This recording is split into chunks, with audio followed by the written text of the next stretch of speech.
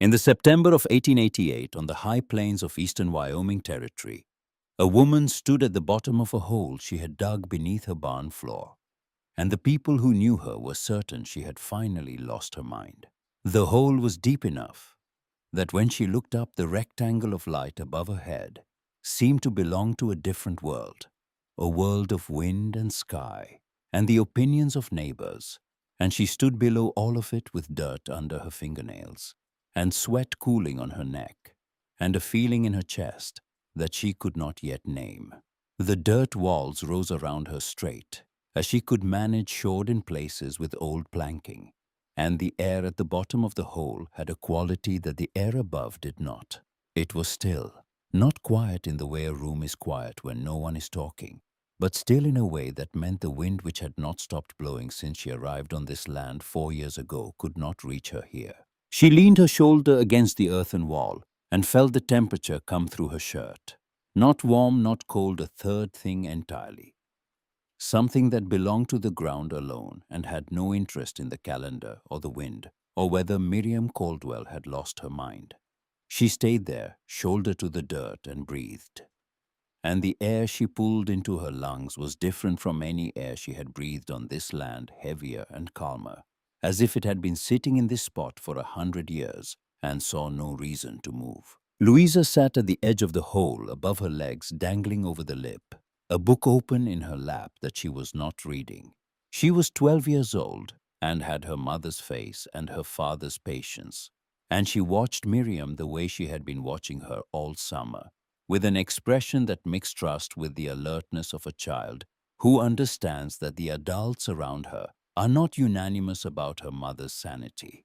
Jessie was up there too, 9 years old, dragging a wooden bucket of excavated dirt toward the back of the barn, where they had been spreading it for weeks, building up the low ground behind the structure, in a way that would have looked to anyone passing by like ordinary land improvement. He did not look into the hole. He had learned over the summer that his mother's project was something other people found strange, and he had responded to this knowledge the way he responded to most uncomfortable information, by focusing on the task directly in front of him and trusting that his mother's reasons were sound, even when he could not follow them. Miriam was not entirely sure they were sound. That was the part she had not told anyone. She had come to this land in the spring of 1884 with her husband Henry Caldwell, a man who spoke so rarely that when he did offer a sentence, it carried the weight of something considered and reconsidered and finally released into the world, only because silence would have been worse. They had traveled west from Missouri with everything they owned in 2 wagons. And Henry had chosen this stretch of the Wyoming plains for reasons he explained to Miriam only once on the evening they first stood on the slight rise to the south and looked down into the shallow valley where the homestead would go. The land was cheap because the land was hard. The winters were long because the winters were merciless. But the grass was deep in the summer, and the water table was close enough to reach with a reasonable well.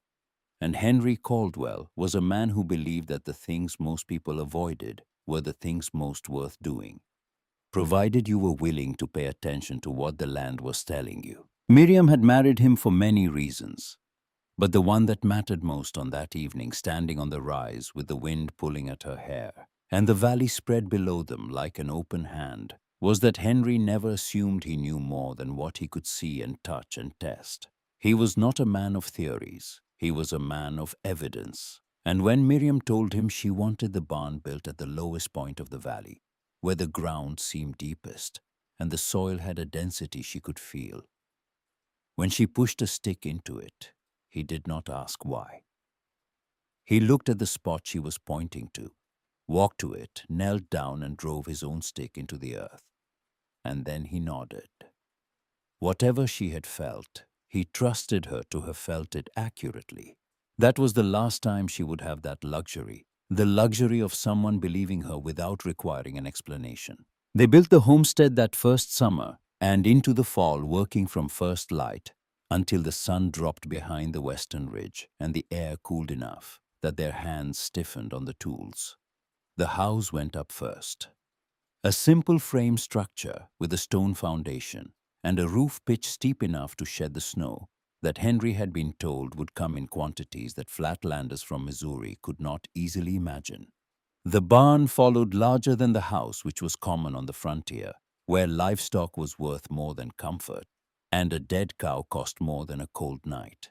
Henry built its solid, heavy timber framing with thick plank walls, and he set the foundation posts deeper than most men bothered with, because Miriam had asked him to, and because he had learned in 4 years of marriage that when Miriam asked for something specific about the way a structure met the ground, she generally had a reason that would reveal itself in time. The first winter taught them what the land already knew.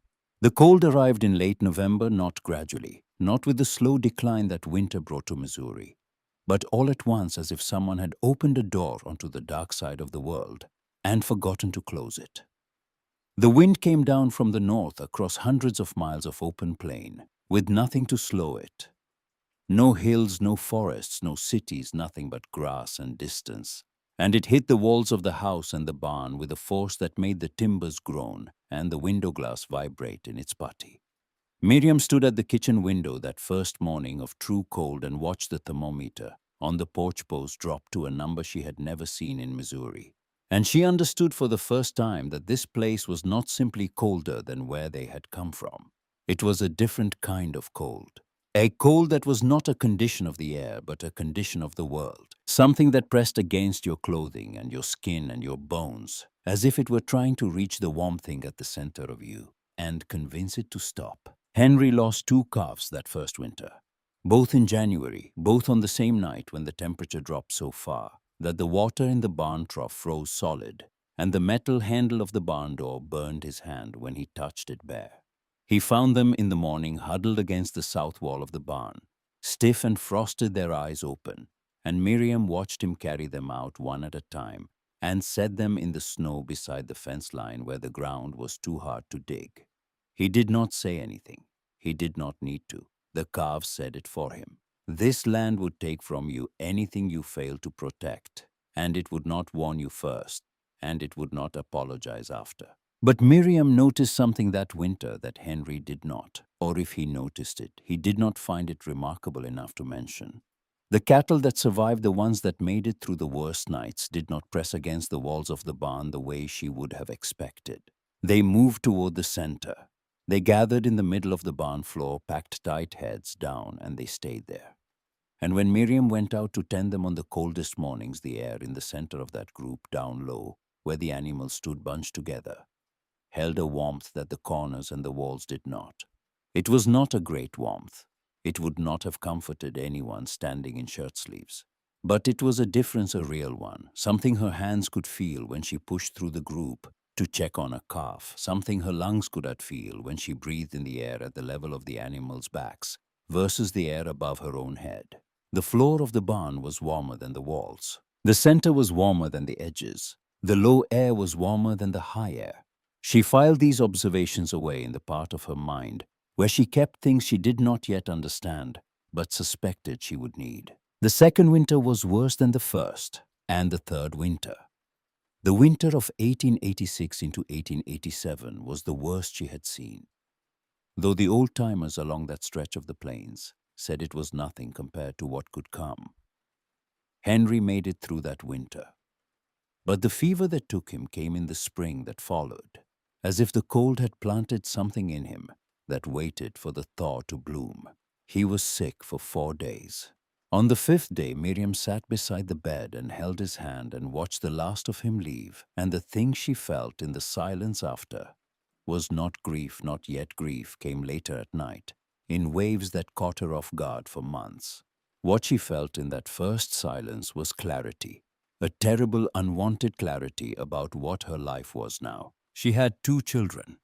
She had a modest herd of cattle diminished by winter losses but still viable. She had a barn that groaned in the wind, and a house that needed work on the south wall where the winter had found a gap in the caulking.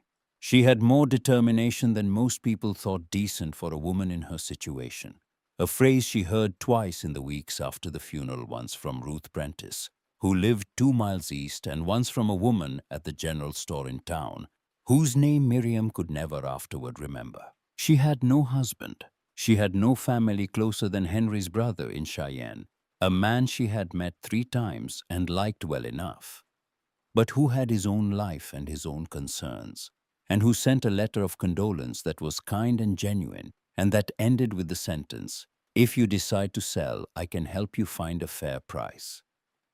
She had, in other words, herself, and the land, and whatever she could figure out from what the land was willing to show her. The nearest neighbors were the Prentice family, Alden and Ruth, and their 3 children, who lived on a spread 2 miles to the east as the crow flies close enough that on a clear day Miriam could see the smoke from their chimney far enough that in a storm they might as well have been on a different continent.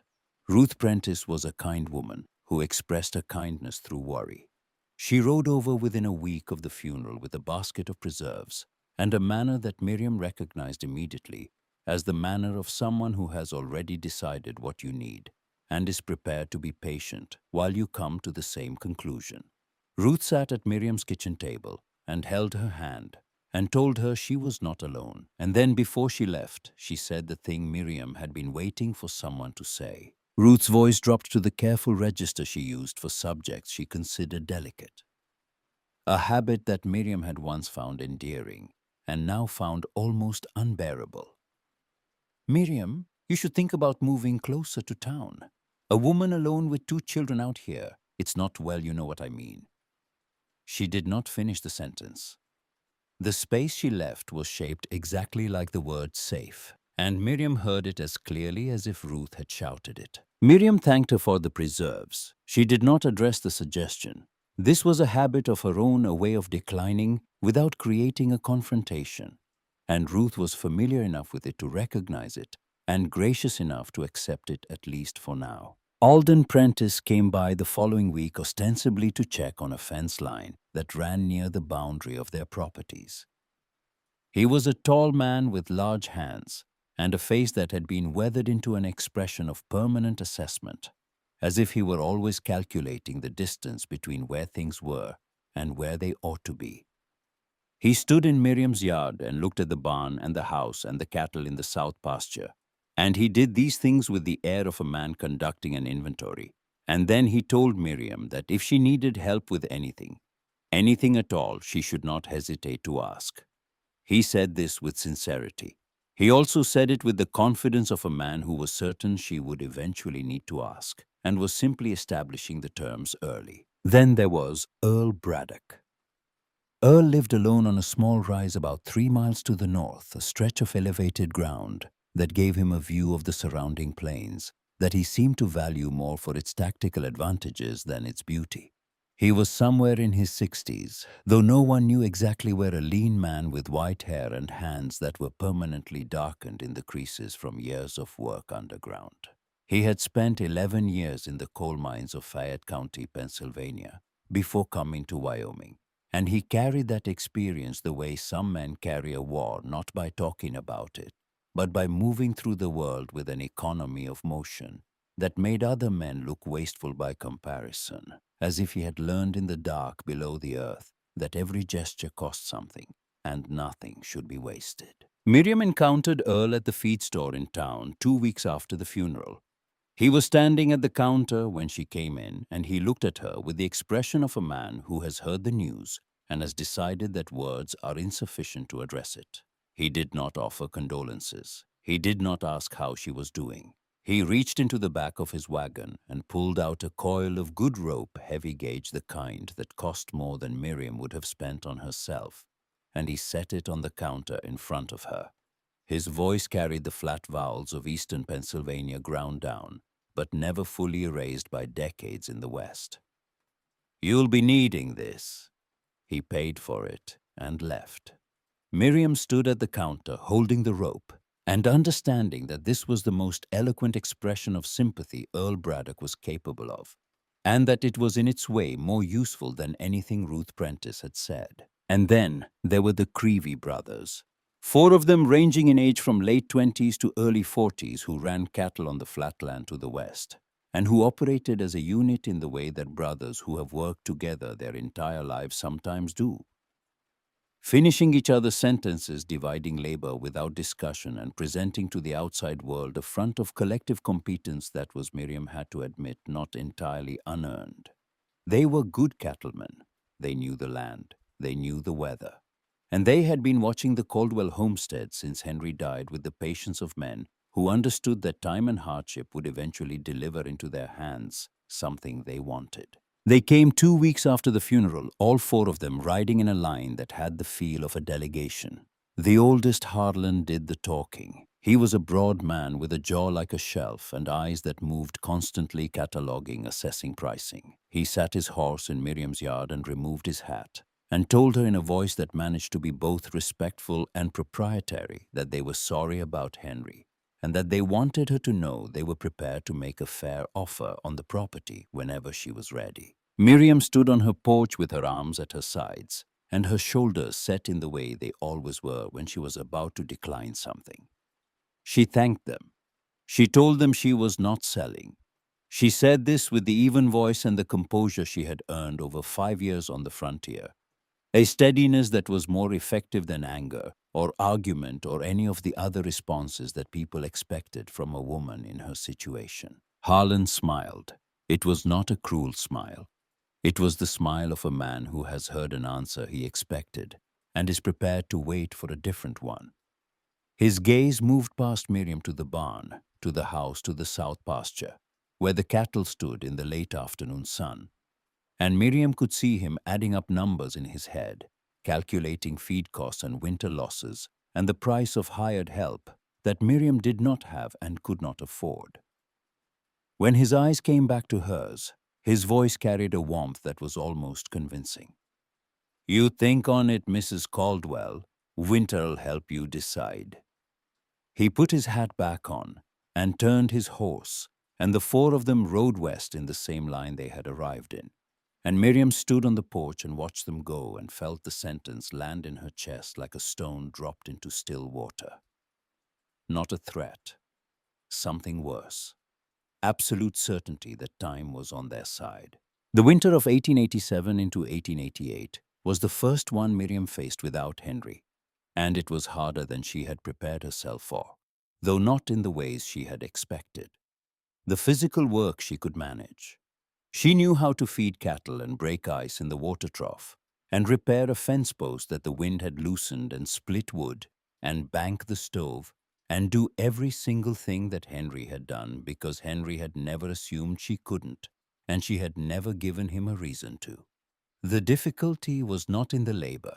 The difficulty was in the evenings after the children were asleep, when the wind pushed against the walls of the house and the stove ticked and settled, and the silence around her was so complete that she could hear her own heartbeat.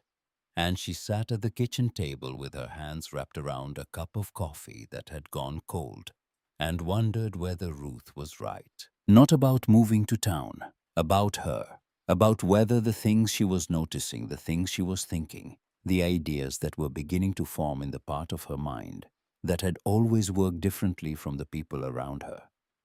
Whether those things were observations or symptoms, whether paying attention to the temperature of dirt at the bottom of a fence post hole was the behavior of someone who had a genuine insight, or the behavior of someone who had been alone too long and was reaching for patterns in the noise because the alternative was admitting that the noise was all there was. She did not resolve this question that winter. She carried it with her the way she carried the grief as a weight that was always present, but that she could set down for hours at a time when the work demanded her full attention.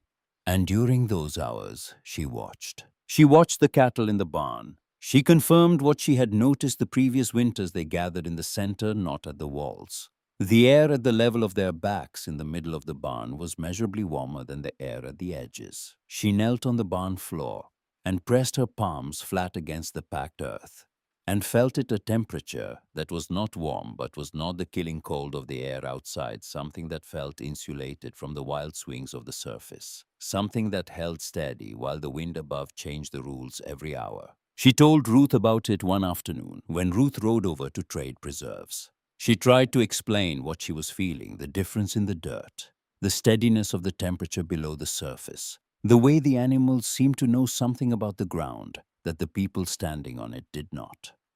Ruth listened with the careful attentiveness she brought to all conversations that she suspected were headed somewhere uncomfortable. And when Miriam finished, Ruth reached across the table and put her hand over Miriam's and spoke in the voice she reserved for concern so sincere it came out sounding like a diagnosis. Miriam, are you sleeping enough? Henry hasn't been gone that long. Grief does things to a person's thinking.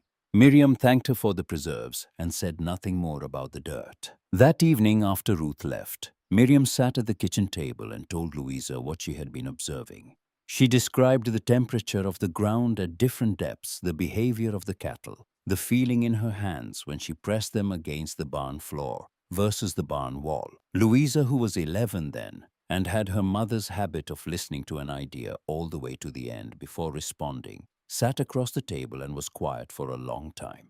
Then she said the thing that would stay with Miriam through the entire summer that followed, and into the fall, and through everything that came after. Louisa's voice was matter of fact, the way children's voices are when they ask questions that adults have trained themselves not to. If the ground is warmer than the air in winter, then why doesn't anyone live under the ground? Miriam did not answer. She opened her mouth and then closed it, and she looked at her daughter across the table in the lamplight, and she felt the question settle into her mind, the way a seed settles into soil dropping down past the surface, into the place where things germinate in the dark. She did not sleep well that night. She lay in bed and listened to the wind and thought about Louisa's question. And the more she thought about it, the more she realized that the question was not naive. It was precise. It cut through all the observational data Miriam had been accumulating and arrived directly at the implication she had been circling without reaching. If the ground holds its temperature, if the ground at depth is warmer than the surface air in winter, if the animals know this and seek the lowest, most sheltered, most ground-connected spaces, then why not use it? Why not go down? Spring came, and with it the thaw, and with the thaw, the madness of the frontier. Spring everything that needed doing, arriving at once fences to mend calves, to deliver fields to clear the roof, to patch where the winter had worked at the seams. Miriam did all of it with Louisa's help and Jessie's. And she did it well enough that when Alden Prentice rode by in late April, he tipped his hat and told her the place looked good. And he said it with only the faintest trace of surprise, which Miriam considered under the circumstances a compliment. But through all the spring work and into the summer, she continued to watch. She dug fence post holes that were deeper than they needed to be, deliberately testing the soil at 3 feet, at 4 feet, at 5. At 5 feet, the dirt was different. She could feel it in her hands.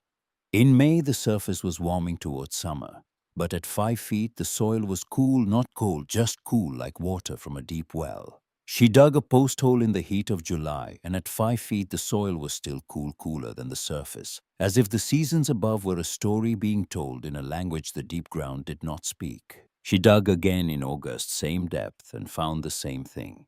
And she remembered with a clarity that arrived like a lamp being lit in a dark room. The one time she had dug a post hole in February during the killing cold, and the soil at depth had been cold, yes, but bearably cold. A different kind of cold from the air above, a cold that did not seek to destroy you, that merely existed alongside you.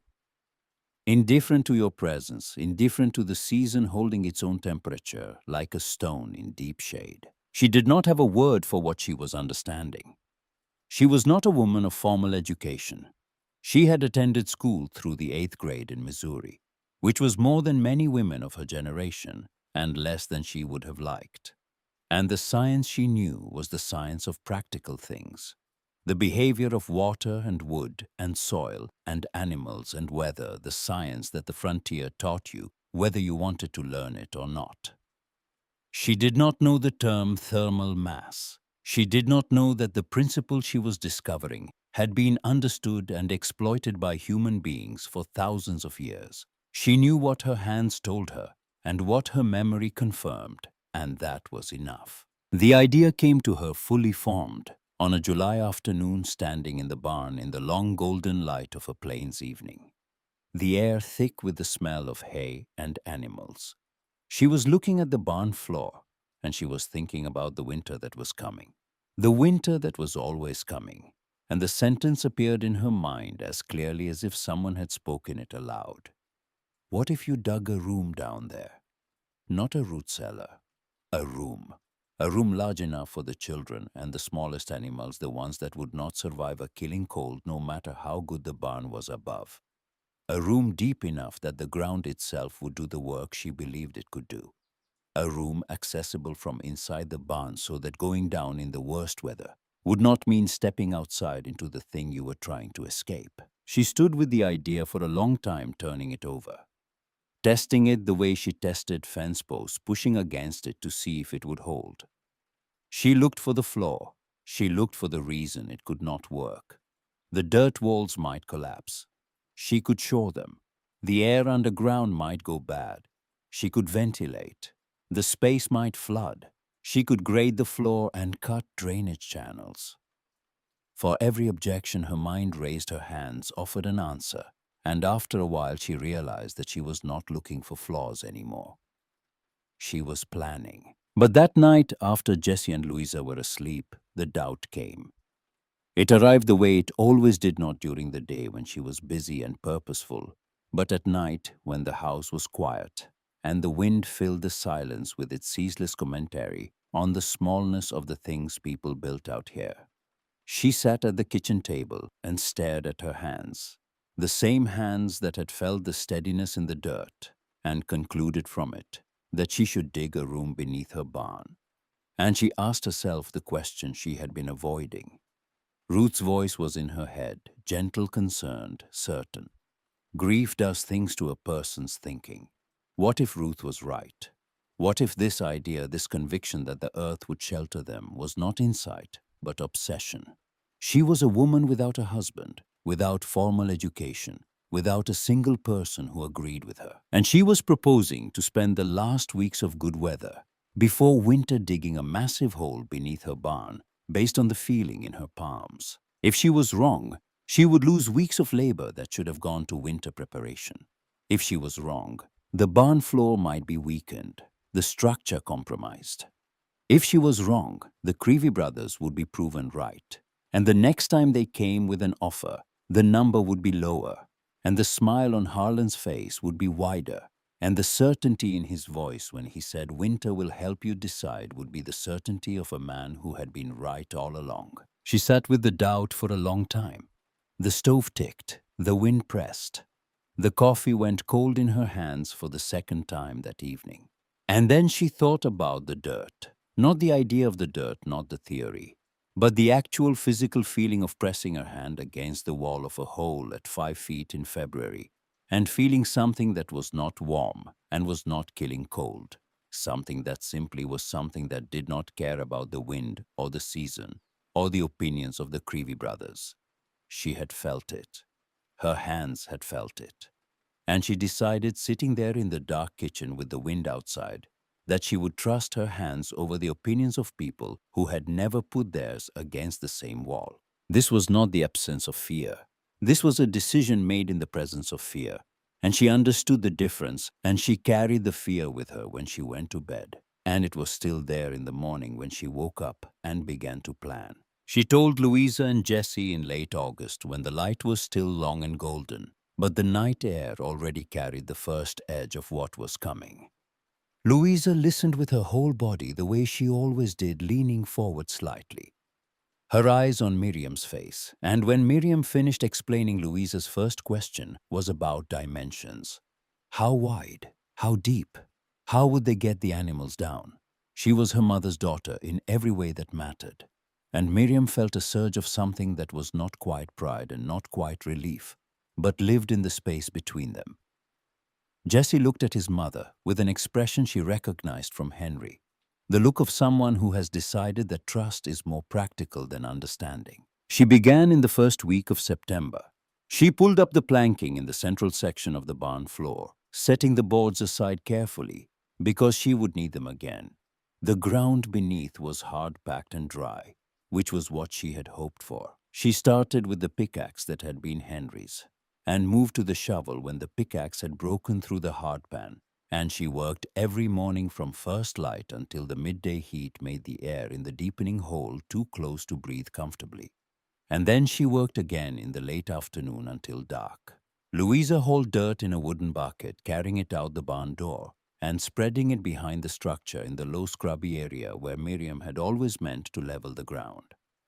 Jesse helped on the days he was not at school, and he turned out to have an instinct for structural observation that surprised Miriam, and that she suspected came from Henry. A sense for when the walls of the hole needed more support, and when the digging had drifted off vertical without anyone noticing.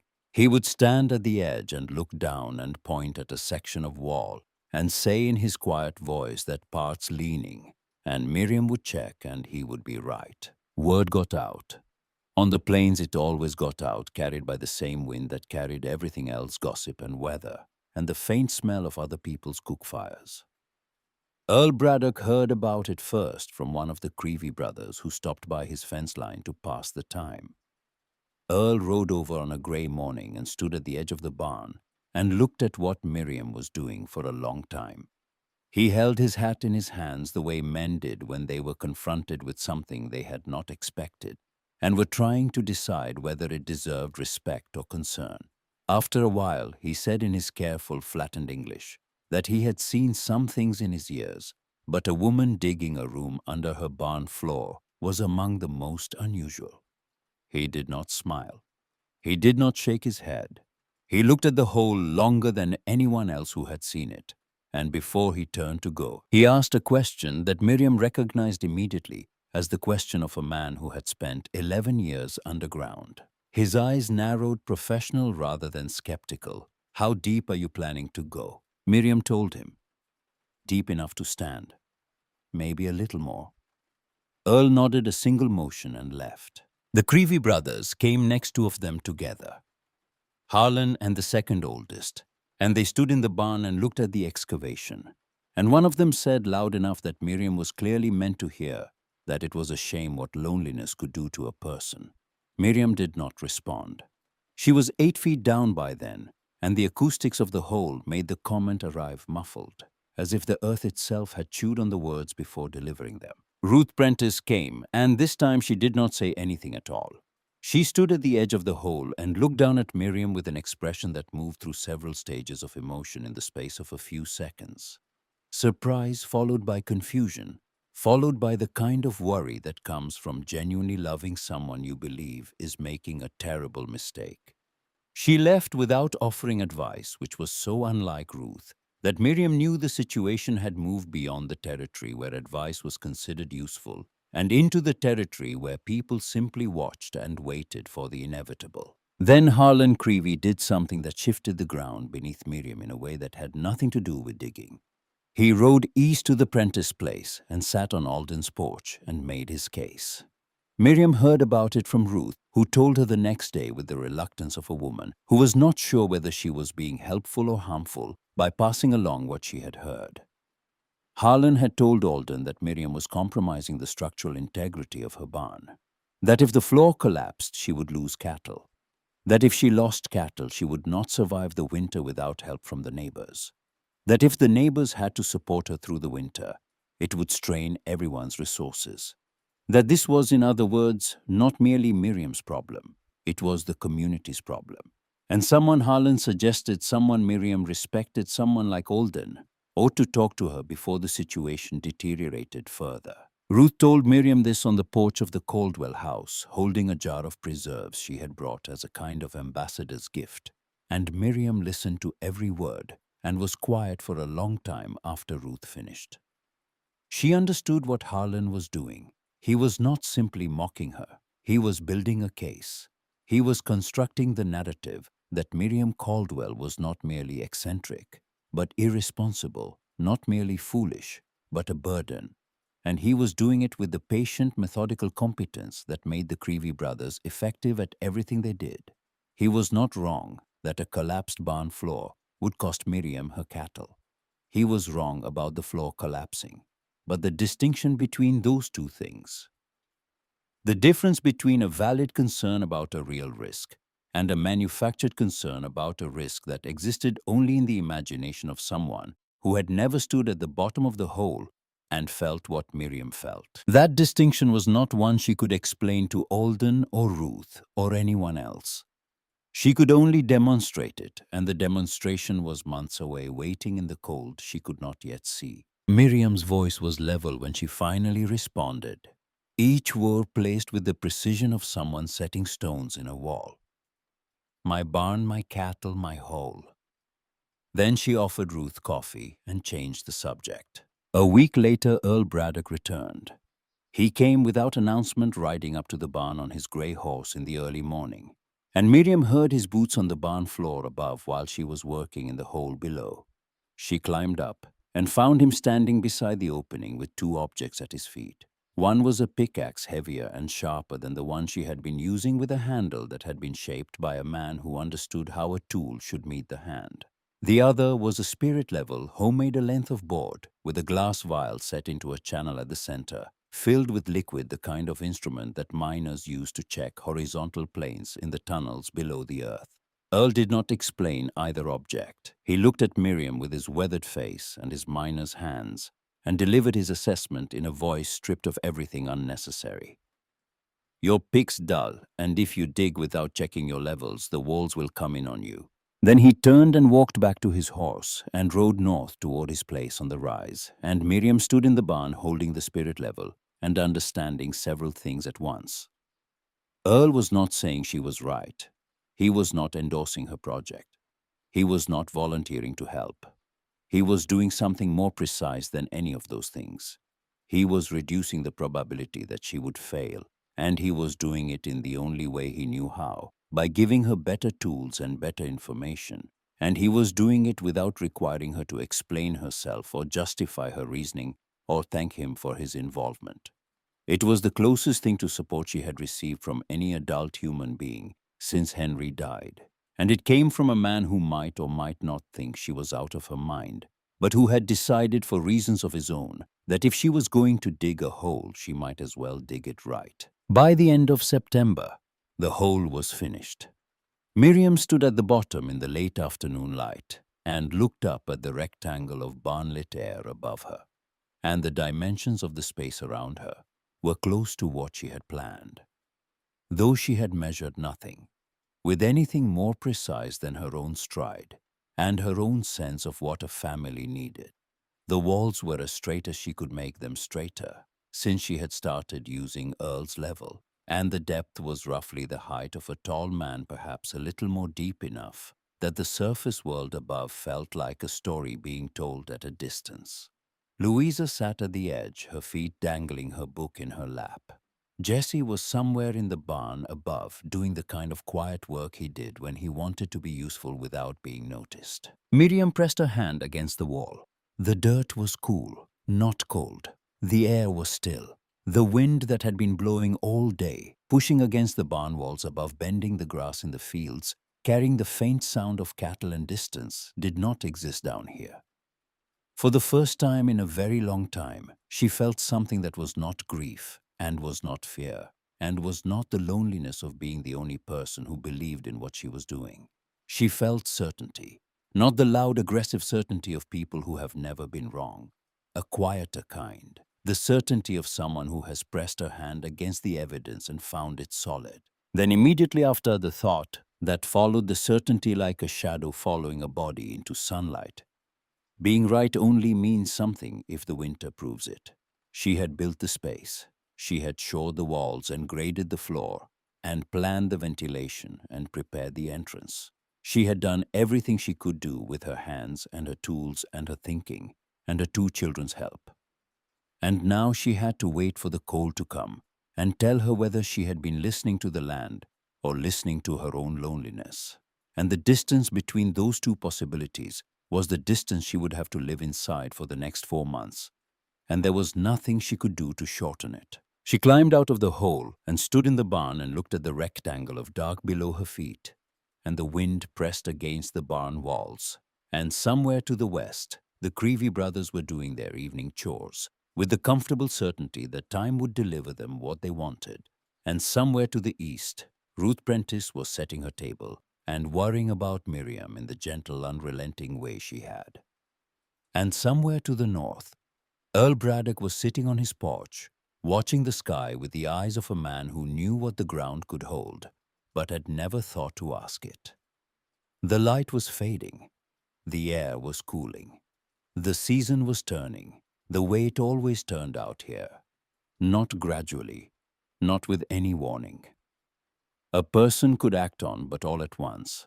And Miriam Caldwell stood in her barn with dirt under her fingernails and a hole in her floor, and the knowledge held in her hands like a living thing, that she had done what she could, and the rest belonged to the earth. October began with frost on the grass and ended with ice in the water. Trough, and between those two markers, Miriam descended into the space beneath her barn floor every day and built it into something that could hold life through the worst the plains had to offer. She worked with the deliberateness of a woman who understood that every decision she made underground would be tested by forces she could not negotiate with, and that the testing would come whether she was ready or not. The walls went first. She lined them with planking salvaged from the old outbuilding that had collapsed 2 winters back, the one Henry had always meant to clear away and never had. The wood was weathered, but sound, and she fitted it against the earth with wooden pegs she carved in the evenings at the kitchen table, while Louisa read aloud from the one book of geography they owned, and Jessie sharpened tools beside the stove. She left no gaps where she could avoid them, and where gaps remained, she packed them with dried grass twisted tight, pushing it in with her fingers until the seal felt solid against her palm. The north wall gave her trouble. The ground on that side ran wetter than the rest. Not enough to pool, but enough that the planking darkened within days of being placed. And she spent 3 mornings reworking that section, adding a second layer of boards with a gap between them that allowed air to move behind the facing and carry moisture upward rather than letting it settle into the wood. Jessie was the one who noticed the dampness spreading before she did. He stood at the edge of the hole on a Saturday morning and pointed at the discoloration without speaking, and when Miriam climbed up to look from his angle, she saw that he was right. The stain was wider than it appeared from below. She ruffled his hair and went back down to fix it, and she thought not for the first time that her son had Henry's eyes for structure, the ability to see what a thing was doing before the thing itself knew it was doing it. The floor she tamped flat with the back of the shovel, and then with a section of log she used as a roller, going over the surface until it was dense enough that her boot heel left no impression. She laid dry straw over the packed earth, thick enough to insulate but not so thick that it would hold moisture from below, and over the straw she placed boards not nailed, just laid flat with their edges touching, so they could be lifted if water came up from beneath. She tested this by pouring a bucket of water onto the straw in the far corner and waiting a day. The straw absorbed it. The boards above stayed dry. The earth below, when she lifted the straw to check, had taken the water down and away drawn by whatever mysteries governed the movement of moisture through subterranean clay. She was satisfied. The ceiling was the most critical piece and the one that kept her awake at night running calculations she could only do with her hands. She needed it strong enough to bear the weight of the barn floor above and anything that stood on that floor, cattle included. And she needed it sealed well enough that the warmth generated below would not simply rise through the gaps and vanish into the cold barn air above. She used the heaviest timbers. She had 4 main beams that she and Louisa wrestled into position across the width of the space, dropping them into notches she had cut into the earthen walls at the top of the excavation. The beams were thick enough that Miriam could not close her hands around them, and when they were seated in their notches, they held solid, no flex, no give, just the dense patience of old wood doing what old wood does best. She laid planking across the beams tight-fitted, and over the planking, she spread a layer of the clay-heavy soil she had been pulling out of the deeper sections of the dig mixed with dried grass, until it formed a paste that she could press into the seams and smooth flat. When it dried, it hardened into something that was not quite mortar, and not quite adobe, but that sealed the gaps well enough that when she stood below and looked up, no light came through. She tested the ceiling by standing on it from above. It held. She dragged a full hay bale onto it and stood beside the bale. It held. She walked one of the older calves onto it and stood at the edge listening for any sound of stress from the timbers below, any creak or groan that would tell her the weight was finding the limits of the structure. The beams were silent. The planking was silent. The calf stood on the new floor and chewed and did not know or care that beneath its hooves was a room where its owner intended to ride out the death of winter. The entrance was a trapdoor cut into the new decking, 2 feet by 3 feet, reinforced at the edges with extra planking, so the cut would not weaken the surrounding floor. She built a frame for it and hung it on leather hinges and attached a rope pull system that ran through a simple wooden pulley she had fashioned from a section of hardwood and a length of Earl's good rope. Louisa could operate it without difficulty, pulling the door up and over, with a smooth motion that became automatic within a few days of practice.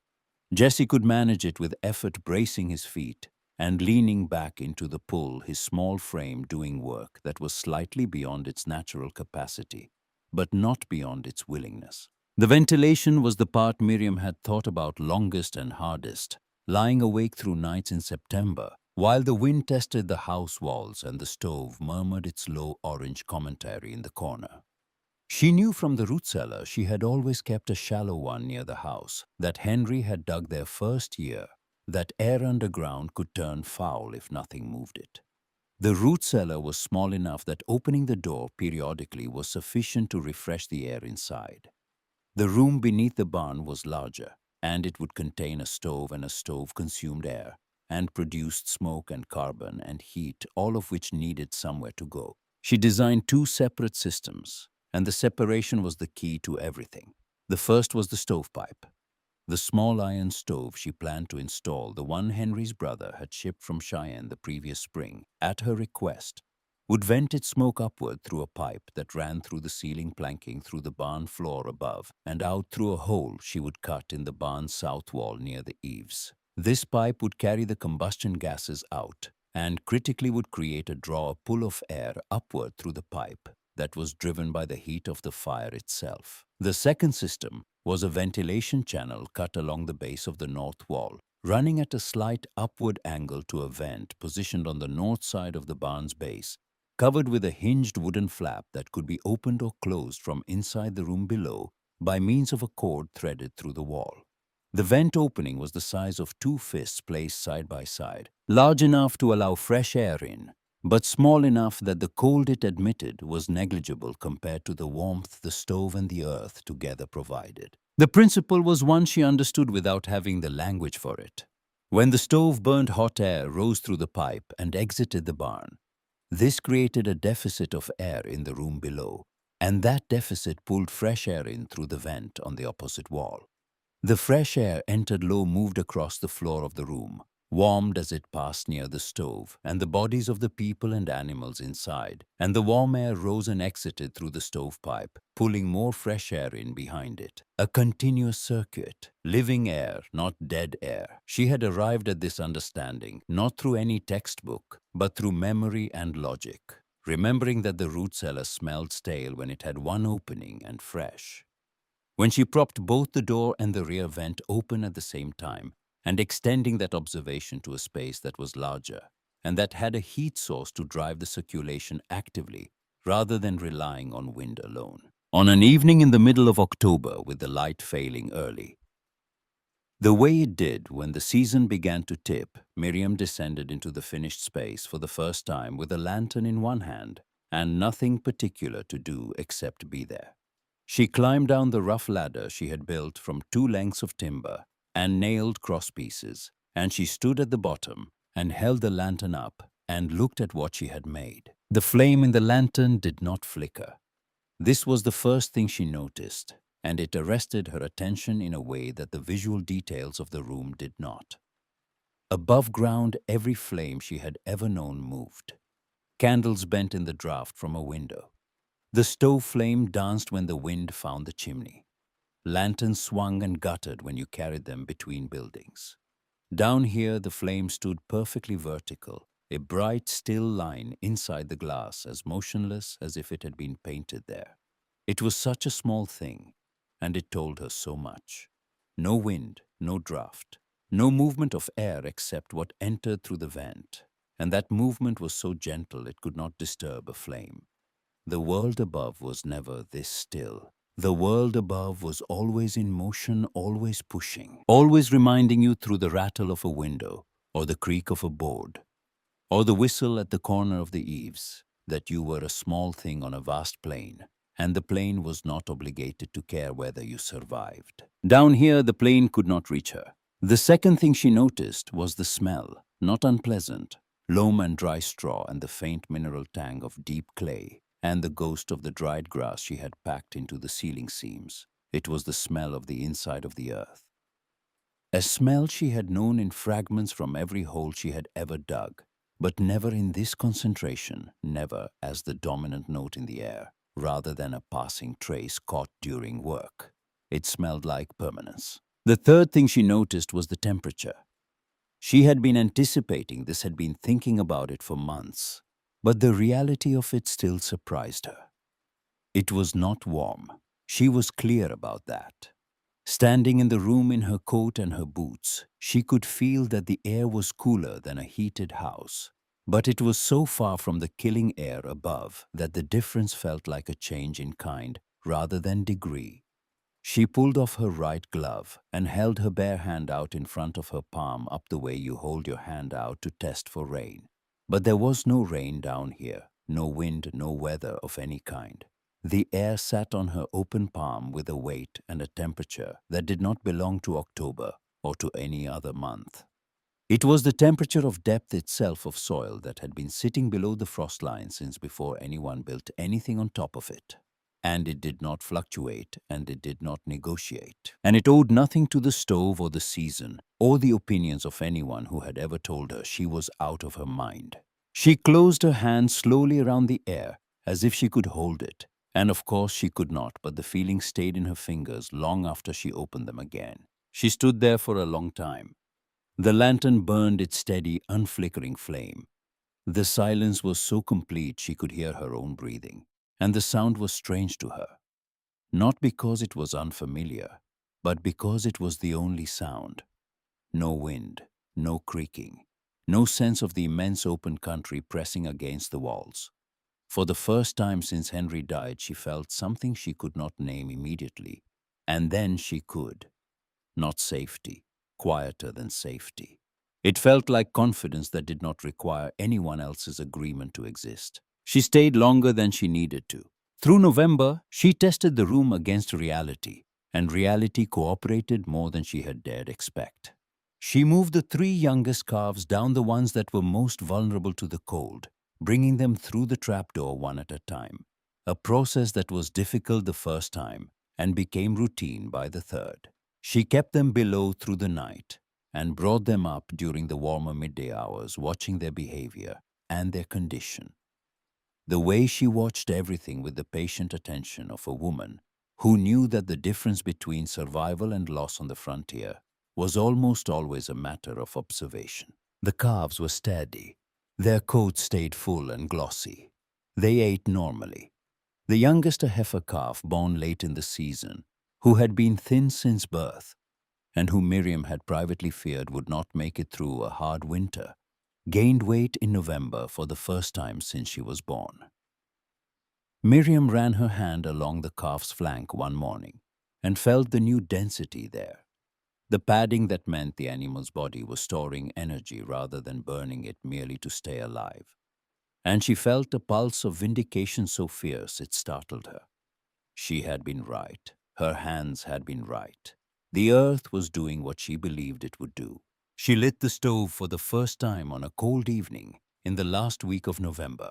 The small iron box sat in the corner she had designated for it on a platform of flat stones she had collected from the creek bed to protect the wooden floor beneath.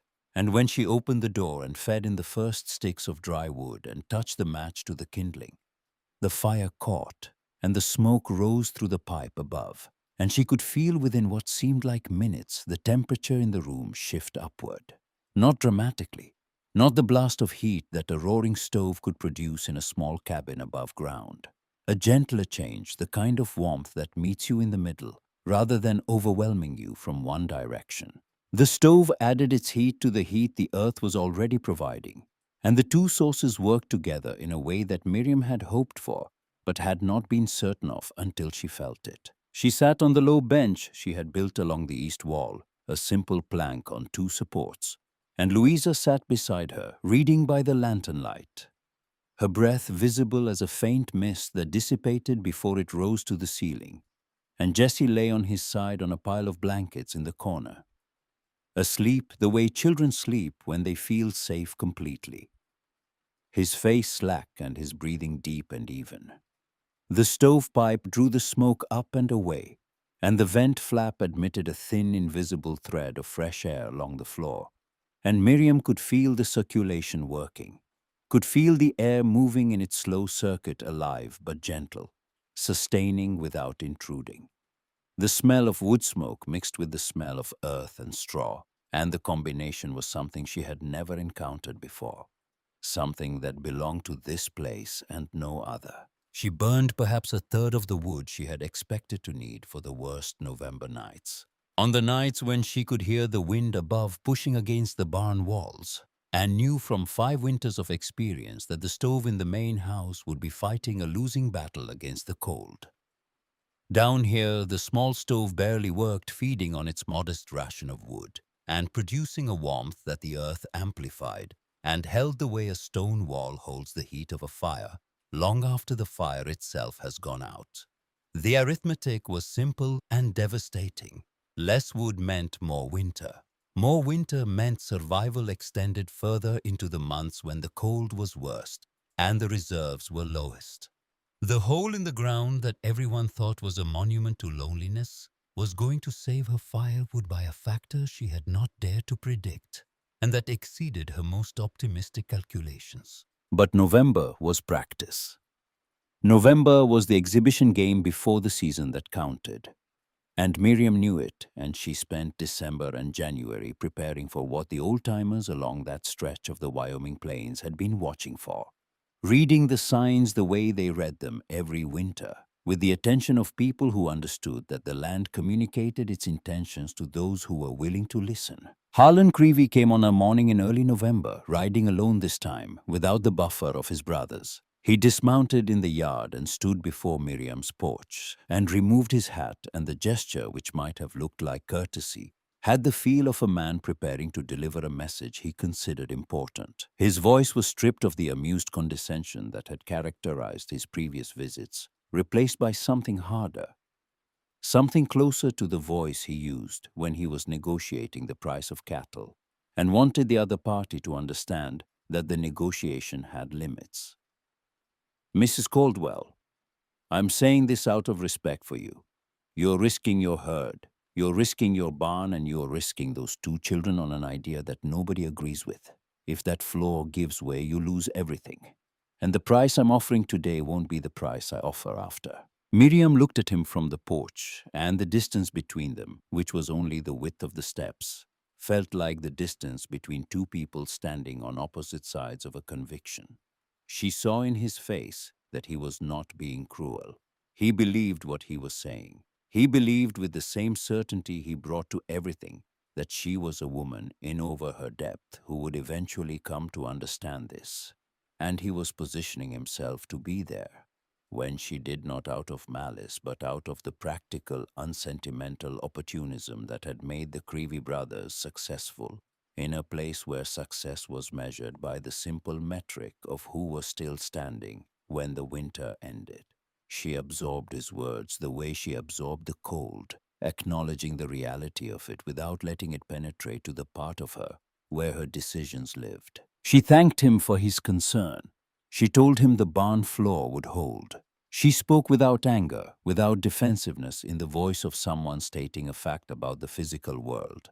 And Harlan looked at her for a long moment, with an expression she had not seen on his face before, something that flickered between frustration and a grudging recognition that whatever this woman was, she was not fragile. He put his hat back on and rode west. That night, the doubt came again, and this time it wore a different face. Miriam lay in bed and listened to the wind and thought about what Harlan had said, not about the land or the price or the Creevy brothers' patient hunger for her property, but about Louisa and Jessie. If she was wrong about the floor, if the timbers cracked under the weight of cattle in February, if the walls of the underground room shifted in the frost, and the shoring gave way, and the ceiling came down on them while they slept below, she was not risking her own life alone. She was risking the lives of the only two people in the world whose existence was more important to her than her own. And she was doing it on the basis of a feeling in her hands and an idea in her head that no one, not Ruth, not Alden, not Earl, not a single living soul besides her 12-year-old daughter had endorsed. The fear was different from the doubt she had felt in August. The August doubt had been about whether she was right. This fear was about the cost of being wrong.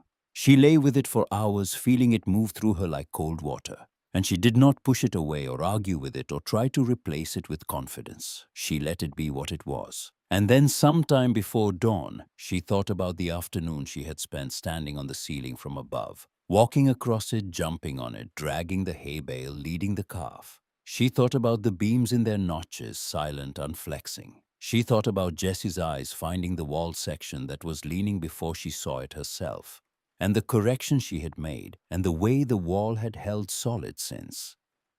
She thought about the test bore on the floor, and the ventilation working exactly as she had designed it, the flame standing still in the lantern, the calves gaining weight. She decided that she trusted evidence more than she trusted fear, but she did not pretend the fear was gone.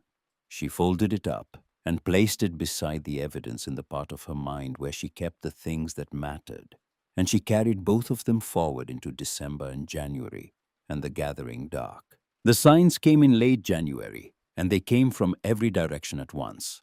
The elk moved down from the hills in a way that was not grazing, but migration purposeful and steady, heading south and east, with their heads low and their pace constant. Animals that understood something the calendar could not tell them. The ravens that had gathered in unusual numbers around Earl Braddock's place through the fall disappeared in a single morning. Every one of them gone between dusk and dawn, as if some signal had passed through the flock at a frequency below human hearing.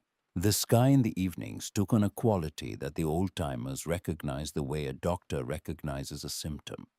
Not the luminous gray of an ordinary winter sky, but something denser, flatter, a ceiling of cloud that looked like hammered tin rather than silver. Alden Prentice told Ruth he had not seen a sky like that since the winter of 1880.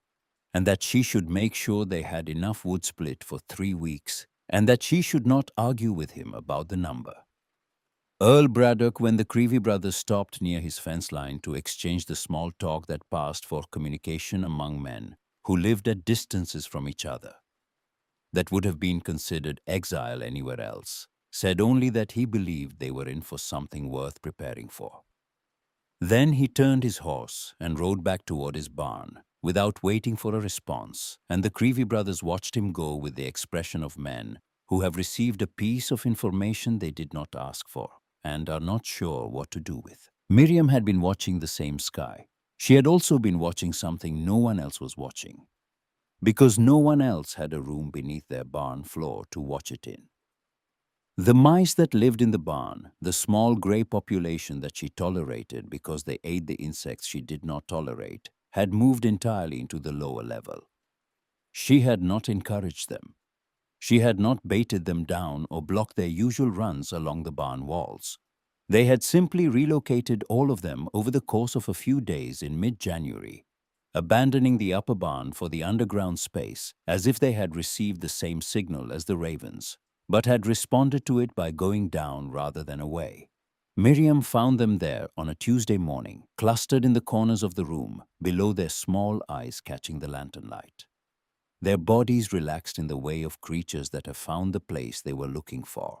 They had known about the underground room before she built it. They had been waiting. She moved the last of the older calves down on a Tuesday. She brought extra water on Wednesday, carrying bucket after bucket from the pump, and filling the barrels she had fitted into notches, cut into the north wall.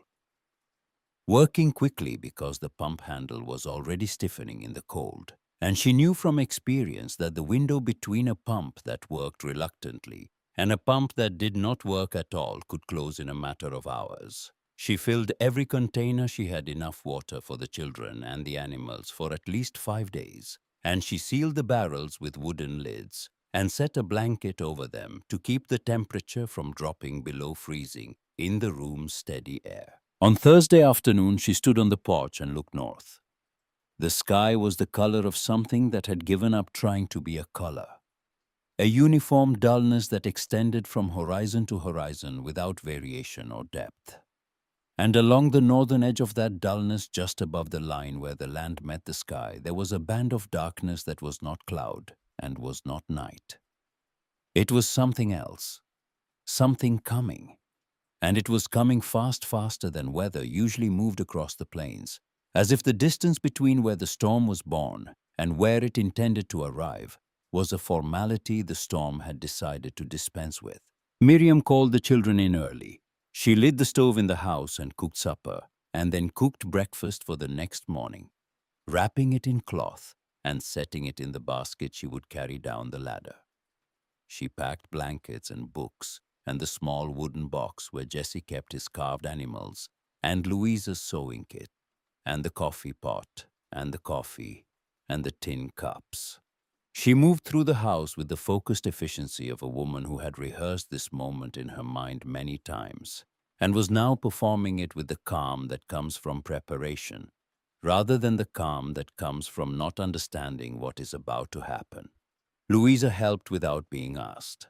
Jesse carried his blankets to the barn without being told.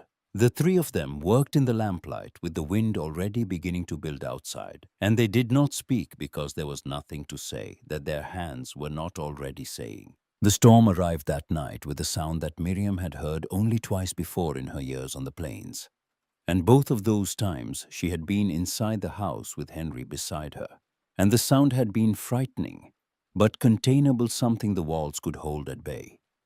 This time, the sound was different. It was not the howl of wind through gaps or the rattle of a loose board or the whistle at the eaves. It was a sustained fundamental roar, a sound that seemed to come from the land itself rather than the sky, as if the geography of the plains had been holding something back for months and had decided on this particular night to release it. The temperature dropped through the dark hours in a way that Miriam could track from inside the house, feeling it in the walls, in the floor, in the air itself, which seemed to thicken and harden as the heat was pulled out of it by something vast and patient and utterly indifferent to the structures human beings had placed in its path. She got the children up in the gray pre-dawn before the light was strong enough to call morning, and she brought them across the yard to the barn in a wind that nearly took Jesse off his feet.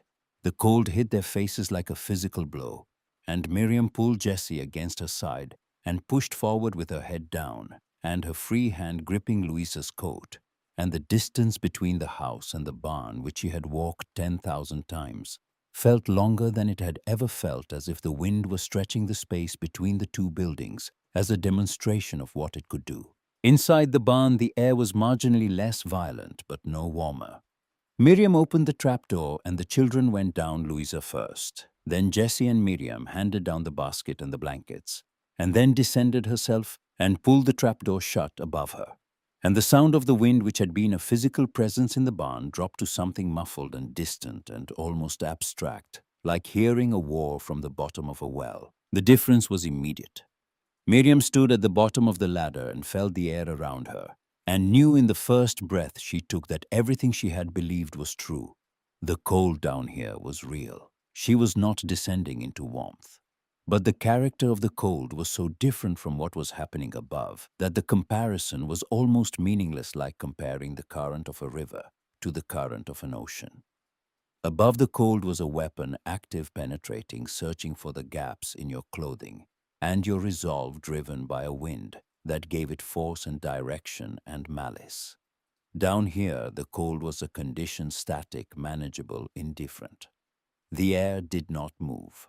The walls held their temperature the way they had held it in October and November, and every day since the deep, implacable steadiness of the earth at depth, unmoved by the catastrophe occurring 6 feet above. She lit the stove. The fire caught quickly in the dry wood, and the drawer pulled the smoke up through the pipe and out, and she could feel the vent on the north wall doing its work, admitting a thin stream of fresh air that moved along the floor at the level of her ankles, cool, but not killing, mixing with the warmed air rising from the stove and the bodies of the animals and the children. The circulation she had designed in September, lying awake while the wind tested the house, was working exactly as she had imagined it, and the room warmed to a temperature that was bearable within what felt like less than an hour. Not comfortable by any standard that a person in a heated house would recognize, but bearable, livable. The kind of temperature where you could sit without a coat if you kept your feet on the straw, and stayed near the stove where a child could sleep under blankets without shivering. Where a calf that had been trembling with cold when it came through the trapdoor could stand in the corner with its head down, weight shifted to one hip, jaw working slowly, and could stay that way through the night and into the next morning and the morning after. The youngest heifer, the late-born one whose weight gain in November had been Miriam's first confirmation, came down trembling and stood with her legs braced and her head low and her flanks quivering. Within an hour, the trembling stopped. The calf's head came up. She shifted her weight in the way cattle do when they are relaxed enough to rest standing, and she stayed that way. And Miriam watched her and felt something move through her chest that was not relief exactly, but was in the same family as relief. Something that had teeth in it, something that was fierce and quiet at the same time. On the first full day underground, Miriam burned less than a quarter of the wood she had calculated she would need. The stove worked, the earth worked. Together they held the space at a temperature that would have seemed miraculous to anyone standing in the wind above, and the cost in fuel was so low that Miriam recalculated her reserves 3 times because the numbers did not seem possible. She had enough wood in the corner to last 2 weeks at this rate. She had expected to need it for 5 days. Louisa did her lessons by lantern light, sitting on the bench with her book propped against her knee, her handwriting small and precise in the notebook Miriam had bought in town the previous fall. Jesse slept and woke and played with his carved animals on the floor, arranging them in patterns that seemed to follow a logic only he understood. The cattle stood in their corner. The mice occupied theirs. The stove burned low, and the vent breathed, and the room held its warmth against the fury above. And somewhere in the middle of the second day, in a moment, she would remember for the rest of her life, Miriam sat on the bench with a cup of coffee she had brewed on the small stove, and looked at her children in the lamplight, and spoke to Henry in her mind for the first time since his death, without feeling the words tear something inside her. She told him about the dirt. She told him about the temperature at 5 feet. She told him that her hands had been right. And the silence that followed was not the silence of grief. It was the silence of someone who has carried a weight to the place it was meant to go and has set it down. On the second day of the storm, in the late morning, footsteps crossed the barn floor above. Heavy, deliberate. A man walking with effort through cold that fought every step. The trapdoor opened, and the air that poured down was so cold it had a color to it, a pale bluish quality that Miriam had never noticed before, as if the temperature had crossed some threshold where the atmosphere itself began to change state. A face appeared in the rectangle of light above, half covered with a scarf, eyes squinting against the lantern glow below. Alden Prentice looked down into the room beneath the barn floor. He saw the stove with its small, patient fire. He saw the cattle standing calm in the corner. He saw Jesse asleep on his blankets with one carved animal still held in his hand. He saw Louisa reading her finger, marking her place, her eyes lifted to the trapdoor.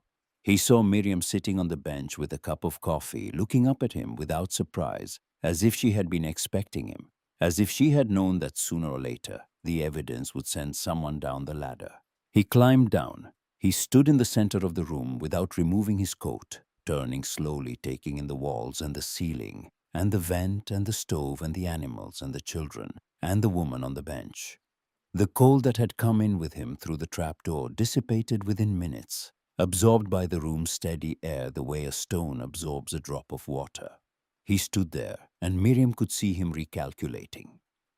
Could see the machinery behind his eyes adjusting itself to accommodate information that did not fit the framework he had been operating in, and she recognized the expression because she had seen it on her own face in the mirror. On the nights when the doubt had come and she had been forced to weigh what she knew against what she felt and decide which one to trust. Alden pulled off his right glove. He pressed his bare hand flat against the earthen wall in the space between two planks where the clay was exposed, and he held it there.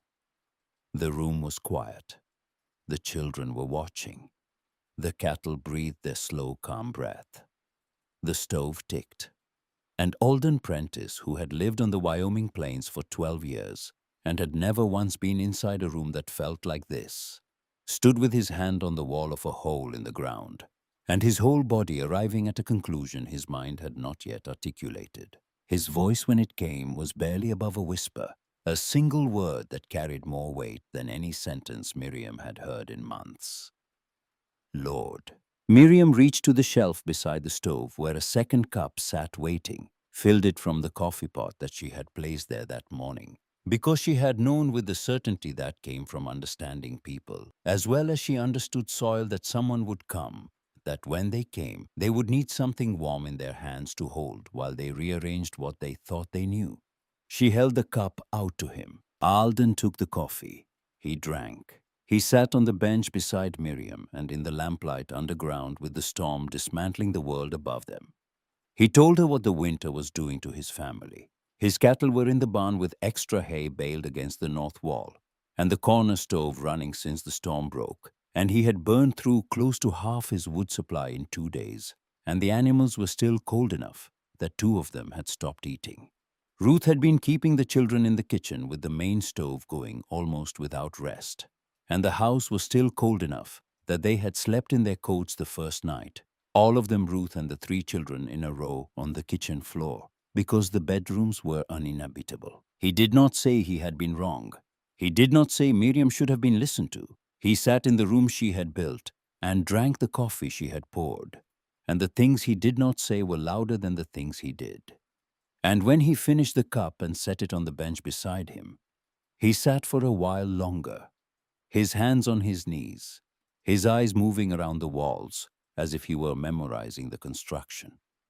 Then he stood and put his coat back on and climbed the ladder and went out through the trapdoor into the storm above and at the barn door, just before he stepped out into the wind. He turned and looked back at the trapdoor one more time, and the expression on his face was the expression of a man who is storing something in the most secure part of his memory, the part reserved for information that has changed the shape of what he knows. The storm held for another day. The third, and on the morning of the 4th day, the wind stopped, not gradually but all at once, the way a hand stops pressing against a door, and the silence that replaced it was so sudden and so total that Miriam, standing at the bottom of the ladder, heard it as a sound in itself, the sound of the world remembering what stillness was. She climbed up through the trapdoor and into the barn, and then out through the barn door into the yard, and the light hit her so hard she had to close her eyes and open them slowly in stages, because the sky was clear and the sun was reflecting off a landscape so white and so bright that looking at it directly was like looking at a second sun that had been laid flat across the surface of the earth. Her cattle stood behind her in the barn waiting to be let out, and when she opened the wide door and they moved into the yard, she watched them the way she had been watching them all winter, with the attention that had become her primary tool for understanding the world, and what she saw confirmed what the numbers had already told her. They were in better condition than she had any right to expect. Their coats were full, their eyes were clear. They moved into the cold morning air with the steady, unhurried gait of animals that had not been fighting for their lives for 3 days, animals that had been sheltered animals, whose bodies had been allowed to spend their energy on living rather than on not dying. And the difference between those 2 things was the difference Miriam had been trying to explain since the winter. She first noticed the cattle gathering in the center of the barn floor, And now the explanation was standing in her yard, on four legs chewing, blinking in the sun, alive. The children came up blinking and pale from 3 days underground, their skin carrying the faint mineral pallor of people who had been breathing earth-filtered air and living by lantern light. And they moved into the yard with the restless, relieved energy of bodies that had been held still too long. Jesse running in a wide circle around the barn with his arms out as if testing whether the world still had edges. Louisa standing in the snow with her face tilted up toward the sun, and her eyes closed, and her lips moving slightly, in what might have been a prayer, or might have been nothing more than the involuntary response of a body remembering what warmth from above felt like. Miriam watched them from the barn door and let them have the moment. They had earned it. They had spent 3 days underground without complaint, doing their lessons and tending the animals and sleeping on blankets on a plank floor beneath 6 feet of earth, while the worst storm in a decade tried to erase everything their mother had built. And they had come through it in better condition than any child within 50 miles in any direction. And they did not yet understand what that meant. But Miriam did, and the understanding was so large inside her that she could not speak for a while and did not try. The firewood reserves in the underground room were reduced but far from exhausted. She had burned by her best accounting less than she would have used in the house stove in a single day of ordinary winter cold. And the storm had lasted 3 days and had been the farthest thing from ordinary anyone in that stretch of the territory could remember. The arithmetic continued to astonish her. She walked through it again and again in her head, checking the numbers against the reality, and the numbers held every time.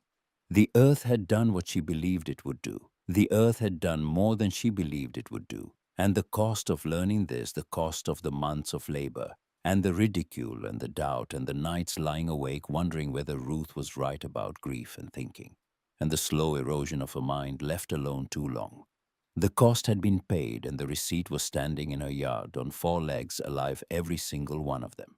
2 days after the storm broke, Earl Braddock appeared. He rode in from the north on a morning that was still cold enough to make the horse's breath form a continuous cloud around its head. And he dismounted in the yard with the economy of motion that characterized everything he did, no wasted gesture, no preliminary conversation, no social preamble of any kind. He walked to the barn. He looked at it the way a man looks at a building he has seen many times, but is now seeing differently, the way you look at a wall after someone tells you there is a door in it that you never noticed. He turned to Miriam, who had followed him from the house, and his voice carried only the information he considered necessary. "Show me the entrance." She showed him. He went down the ladder the way he had gone down every shaft in Fayette County, facing the rungs hands, sliding the rails rather than gripping his boots, finding each crosspiece without looking. At the bottom, he did not stop to take in the room. He moved.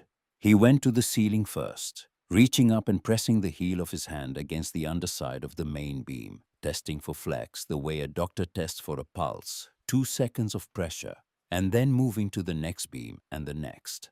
He knelt at the base of the north wall and ran his fingers along the joint where the planking met the floor, checking for moisture migration. And he found the double-layer shoring Miriam had installed after Jesse spotted the dampness. And he paused there, examining the air gap between the two layers, nodding once at something only a man who had built underground structures would recognize as important. He walked to the vent channel and held his hand in front of it, not touching the wall, just feeling the movement of air across his knuckles, and he followed the channel with his eyes up to where it exited through the barn wall above. He checked the stovepipe seal at the ceiling, gripping the pipe and twisting gently to test the joint. He looked at the floor, at the straw, at the boards laid loose over the packed earth.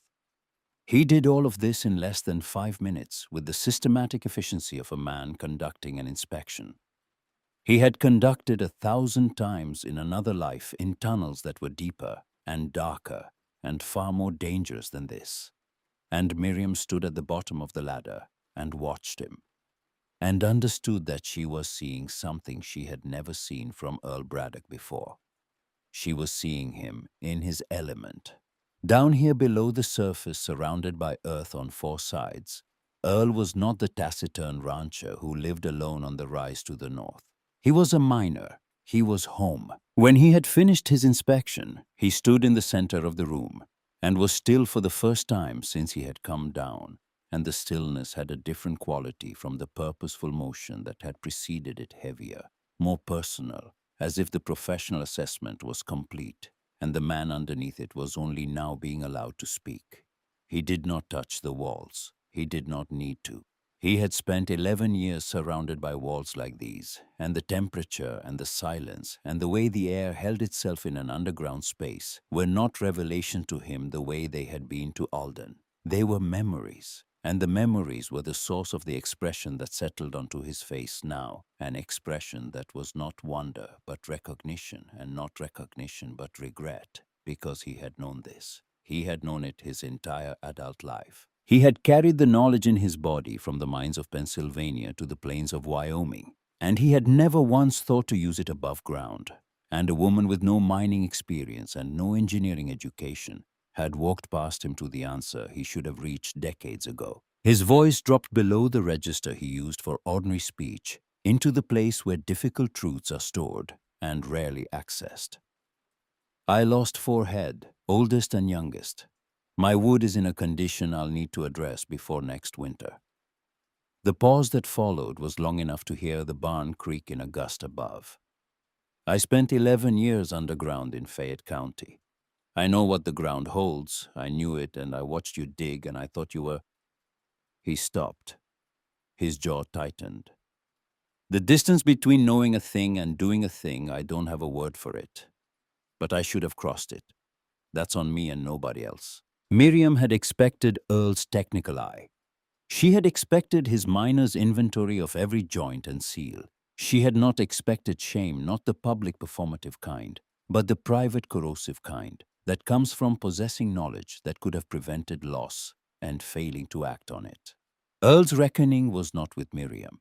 It was with himself, with the man who had known what the ground could do and had let that knowledge sit unused, while cattle died and wood burned, and families shivered in houses that the earth beneath them could have warmed. She respected him enough to let the reckoning stand without trying to shrink it. Her voice carried the weight of a sentence she had been holding for a long time, not rehearsed, but ready. I'd be glad to help you dig.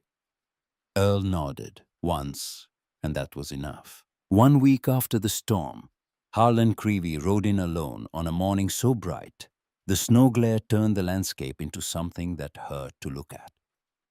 Miriam saw him coming from the kitchen window and set down the cup she was holding and went out onto the porch and waited. She had been expecting him, not because she was prescient, but because she understood the logic of Harlan Creevy, the machinery of his practical mind. And she knew that a man who had built his life on calculating advantages would not be able to resist coming to see the evidence with his own eyes. She had prepared herself for another offer on the land.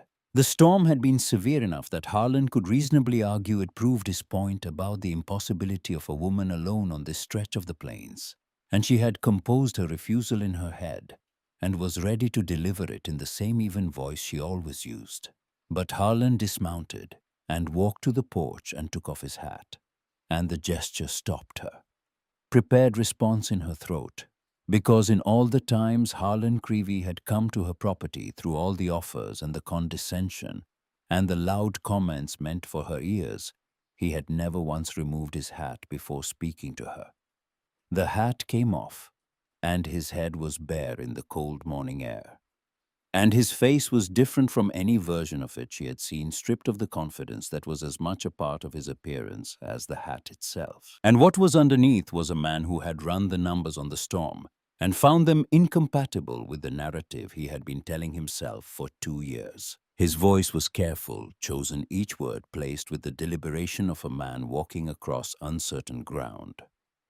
Mrs. Caldwell, I lost 6 head. My brothers and I combined lost 11. Our wood is nearly gone.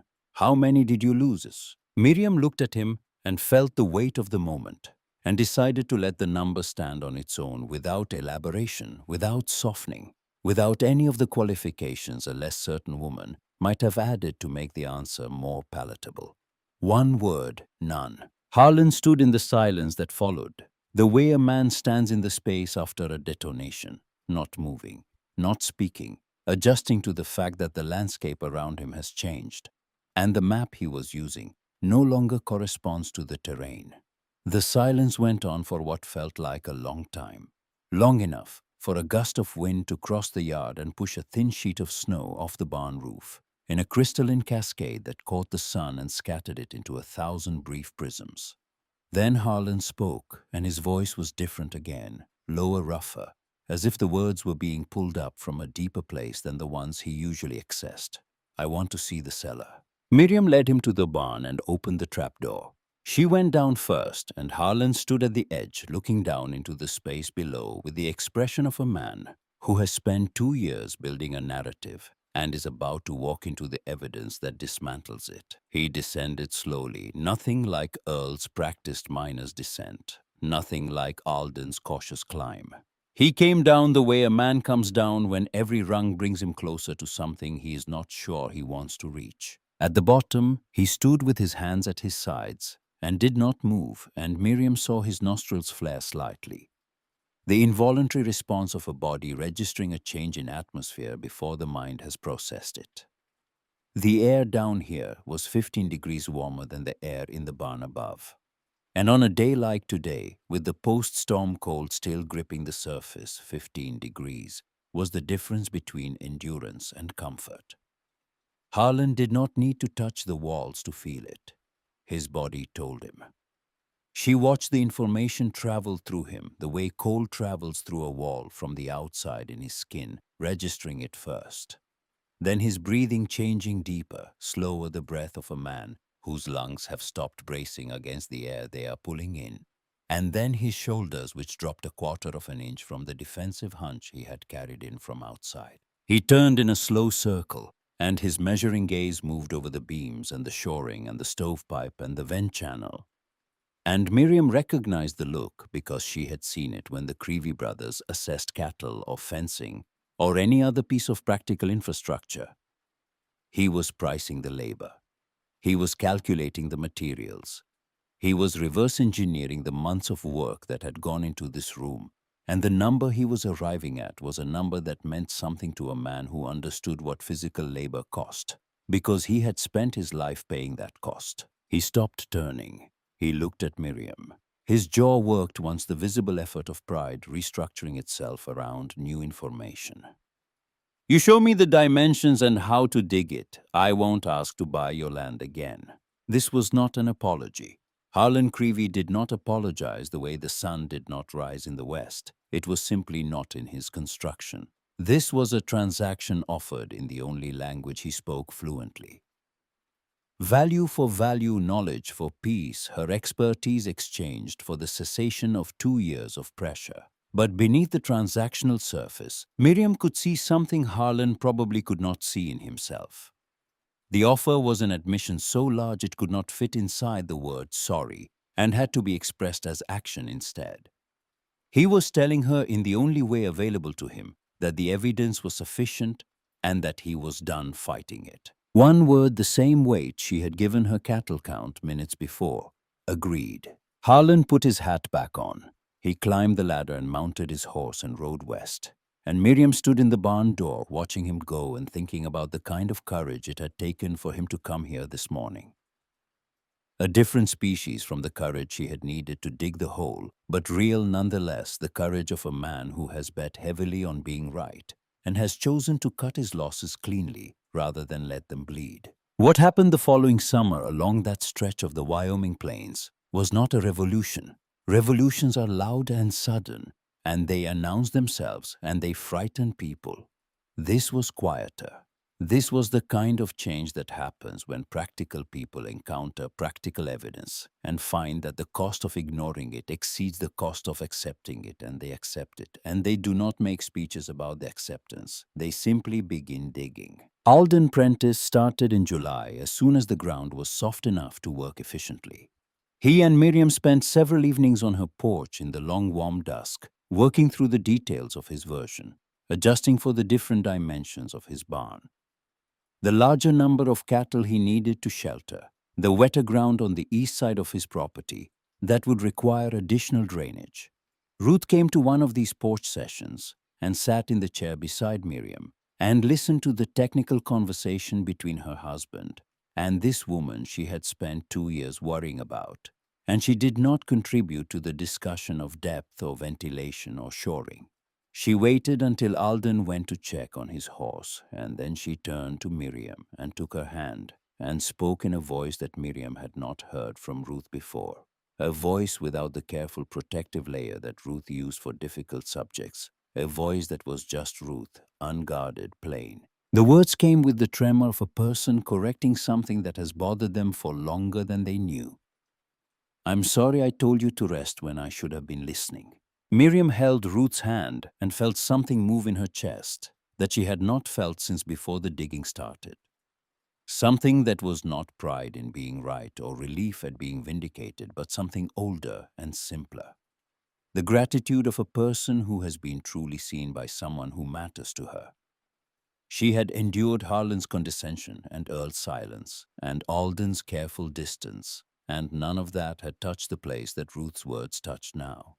Because Ruth was the only one who had offered Miriam not a transaction or a reassessment, but an admission that the failure had been personal, that Ruth had looked at her friend and seen grief where she should have seen intelligence, had seen a woman falling apart where she should have seen a woman building something extraordinary, and that the error had been not one of judgment about the dirt, but of judgment about Miriam herself. That was the wound, and Ruth's words were the closing of it. Miriam did not cry, because Miriam did not cry easily, but she held Ruth's hand tighter, and the silence between them was the silence of two people who have passed through a misunderstanding and arrived on the other side and found that the friendship there is stronger than the one they left behind. The Creevy brothers came to examine the original construction in early August. All four of them, and they brought measuring tools and notebooks and the focused systematic energy that made them formidable at anything they decided to do. They moved through the underground room with the attention of engineers conducting a survey, noting the placement of the beams and the angle of the vent channel, and the depth of the excavation and the composition of the ceiling seal, and they asked Miriam questions that were precise and technical and entirely free of the condescension that had characterized every previous interaction she had with them. The youngest brother, whose name was Dalton, and who had spoken the least during all the months of mockery, waited until his older brothers were occupied with measurements at the far end of the room. He stood near the ladder and spoke to Miriam in a voice so low it barely reached her ears. And the words had this compressed quality of something that had been carried for months and was being set down with care. "Mrs. Caldwell, I apologize for what I said." Miriam looked at him and recognized in his face the discomfort of a young man who had gone along with his brothers because going along was easier than dissenting, and who had discovered in the aftermath of the storm that the cost of ease was a debt that had to be paid eventually. She nodded. The gesture was small, and it was sufficient, and Dalton turned back to his brothers, and the moment was over, and it was enough. By autumn, 3 of the 4 families within reasonable distance of the Caldwell homestead had some version of the room Miriam had built. Each was adapted to its terrain and needs. Each carried the signature of the hands that built it. But the core principle was the same in all of them. Go down used the Earth's own stability supplement with a small heat source, ventilate with 2 openings on opposite walls, and let the ground do the work that fire alone could not. Earl Braddock built the deepest version, going down nearly 8 feet into the rise where his homestead sat. His son, who had come up from Cheyenne for the summer to help with the herd, worked beside him, and the two of them fell into the rhythm of men who understood underground labor in their muscles. The son having absorbed enough of his father's mining years to swing a pick without being taught. Earl brought to the construction the knowledge of a man who had spent a decade in the coal seams of Pennsylvania and who understood the behavior of underground spaces at a level of detail that Miriam's intuitive approach had not reached. He cut proper drainage channels into the floor, graded to carry moisture to a sump pit in the lowest corner, where it could be bailed out rather than left to saturate the walls.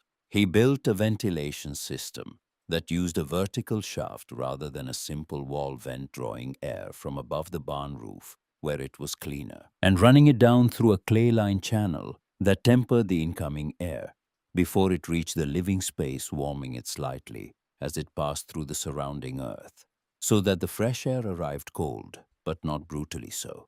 He fitted the entrance with a proper hatch, rather than a trapdoor counterweighted, so that one hand could open it. When he showed Miriam what he had done, she spent the better part of an afternoon in his underground room examining every detail with the attention she gave to everything that taught her something new. She ran her hands along the drainage channels. She felt the air coming through the tempered vent and compared it to the air that came through her own simple flap, and the difference was significant. A gentler arrival that did not create the small cold spot near the vent wall that she had noticed in her own space and had accepted as an unavoidable cost. She looked at the counterweighted hatch and opened and closed it several times, feeling the balance of it, the ease the way a well-designed mechanism makes the person using it feel more capable rather than less. She asked Earl to explain the drainage in more detail, and he did, drawing a diagram in the dirt floor with a stick. And Miriam watched the diagram take shape and understood that what she was seeing was not merely a better version of what she had built, but a collaboration between her instinct and his training, between the knowledge she had earned through observation and the knowledge he had earned through experience, and that neither kind of knowledge alone would have produced what the two of them together were now producing. She rebuilt the drainage in her own space the following spring, using Earl's design, and when she was finished, the north wall, which had always run a little damp despite the double-layer shoring, was dry for the first time. This was how knowledge moved on the frontier, not through books, not through lectures or schools or the formal transmission of information from expert to student, through someone doing a thing that worked and someone else watching it work, and incorporating what they observed into their own practice and improving upon it and sharing the improvement with the person who had started it all. A circle of practical intelligence that had no center and no hierarchy, only the shared recognition that the land was the teacher and the people on it were all students, regardless of who had arrived at which lesson first. The original room Miriam had built served the Caldwell homestead for close to 20 years. Through the winters of the 1890s and into the first years of the new century, Miriam descended into that space every time the cold came down hard enough to threaten what she had built above. And every time the earth held its bargain. The walls she had shored with salvaged planking were replaced over the years with better lumber, and the ceiling beams were supplemented with additional supports as the barn above was expanded, and the ventilation system was upgraded twice, once with Earl's help, and once by Miriam alone, each version more effective than the last. The stove was replaced once, the new one slightly larger than the original, shipped from Cheyenne, at a cost that Miriam considered excessive, but that proved justified over the following decade by the increase in heating efficiency it provided. Louisa grew up in that homestead, and the underground room was as natural a part of her world as the barn above it and the house beside it, and the plains stretching away to the horizon in every direction. She had spent 3 days underground during the storm of February 1889, and the experience had entered her at a depth that matched the depth of the room itself, settling into the foundation of who she was, in the way that formative experiences do when they happen at the age when a person is still being formed. When she married at 22 and moved with her husband to a spread 40 miles to the south, the first thing she did before the house was finished, before the fences were strung, before anything else that a reasonable person would have prioritized, was to dig a room beneath her barn. She did it herself with her husband's help, working from memory, from the knowledge that lived in her hands, the way it had lived in her mother's. She knew the depth without measuring it. She knew the width and the length and the placement of the vent and the angle of the drainage without consulting any diagram or any book, because she had spent years watching her mother build and maintain and improve the original, and the information had passed from Miriam's hands to Louisa's eyes, to Louisa's hands in the unbroken chain of practical transmission that was the only educational system the frontier truly trusted. Years later, on an evening when her own children were old enough to sit at the table and listen to stories the way children do, with their chins on their hands and their eyes wide and their imaginations working at full capacity, Louisa told them about the February storm. She described the sound of the wind above which from underground was not the terrifying roar it had been in the barn and in the yard, but something muffled and filtered, something the earth had chewed on and softened until it arrived at their ears as almost gentle. She described the lantern burning low in the small hours of the second night, and the shadows it cast on the earthen walls. Shadows that did not move because nothing in the room moved. Not the air, not the flame, not her mother. She described Jesse sleeping with his carved animals, and the cattle standing in the corner with their breath rising in faint even plumes, and the mice in the far corner huddled and calm, and the sound of the stove ticking as it cooled, and then the small rush of heat when her mother fed it again. And she described Miriam, sitting on the bench along the east wall with her cup of coffee, her back straight, her hands steady, her face in the lantern light, showing nothing that a frightened child would have found frightening. Only a composure so complete it seemed to come from the same place as the temperature, in the walls from somewhere deep and unmoved and permanent. Louisa's voice when she told this part always carried a quality her children would hold in their ears long after the words themselves had blurred. Raw and reverent at the same time, the voice of a woman describing something sacred without using any sacred language. Your grandmother was afraid every night. She told me that later when I was old enough to hear it. She lay awake and she was afraid she was wrong. Afraid the walls would come in. Afraid she had followed an idea so far that it had led her past the place where good sense stopped. But she trusted her hands more than her fear. That was the whole of it. She put her palms against the dirt and she decided that what she felt was real, and she bet everything on that, and the dirt held. The Caldwell homestead was eventually absorbed into a larger ranching operation sometime in the first decade of the 20th century, the way small homesteads were absorbed all across the West as the economics of scale that favored large operations ground slowly against the economics of stubbornness that had sustained the small ones. The barn was torn down and replaced with a larger structure that did not have a room beneath its floor. The underground space was filled in with rubble and soil, which is how these things go, the physical evidence of one generation's ingenuity becoming the landfill of the next generation's indifference.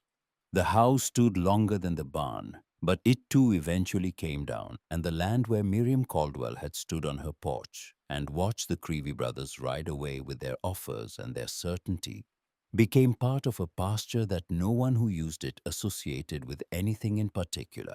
But the knowledge did not fill in as easily as the whole. The families who had watched what Miriam built and had felt the difference with their own hands carried that knowledge forward in the way that practical knowledge travels not in libraries or archives or the official records of the territory, but in the choices people made when they built things, in the conversations they had on porches in the summer evenings about what had worked and what had not, in the instincts they passed to their children through demonstration rather than instruction. Earl Braddock's drainage design became standard practice on 3 homesteads within 10 miles of his place. The Creevy brothers' version, which characteristically improved on the structural engineering, with the methodical competence they brought to everything, was copied by at least 2 families farther west who had heard about it through the network of practical gossip that served the frontier in place of professional journals. Ruth Prentice told the story of the storm to every new family that moved into the area for the rest of her life, and she always told it the same way, beginning with her own mistake, the afternoon she had told Miriam to rest when she should have listened. Because Ruth understood that the story of the room was also the story of the people who had failed to see what Miriam saw, and that the failure was as important to pass along as the success. What Miriam Caldwell did in 1888 was not in the end mysterious. She paid attention to something that other people had noticed without registering: the temperature of deep soil, the behavior of animals seeking the lowest and most sheltered ground, the difference between the air at the surface and the air a few feet below. And she followed the observation to its logical conclusion, even when the people around her found the conclusion absurd. She used the earth the way the earth offered itself to be used, not fighting the cold with fire alone, but enlisting the ground's own constancy as an ally in the work of getting through the winter. The principle was simple, the execution was enormous, and the willingness to pursue the idea through the months when everyone she knew believed she had lost her mind, to carry the doubt and the fear and the loneliness of being the only person who saw what she saw, to bet her children's safety on the testimony of her own palms pressed against a wall of clay. At the bottom of a hole she dug herself, that willingness was in some ways harder than the digging. There is a kind of courage that belongs specifically to people who build what they need from the materials at hand and the knowledge they can earn through watching and trying and failing and watching again. It is not the courage of battlefields or the courage of grand gestures or the courage that gets written about in the newspapers that none of the people who possess this courage ever read. It is quieter. It is the courage of standing in a hole in the ground with dirt under your fingernails and your neighbor's laughter in your ears and the full weight of your children's lives resting on a feeling in your hands and deciding that the feeling is real and acting on it and being right. Miriam Caldwell had that courage in abundance.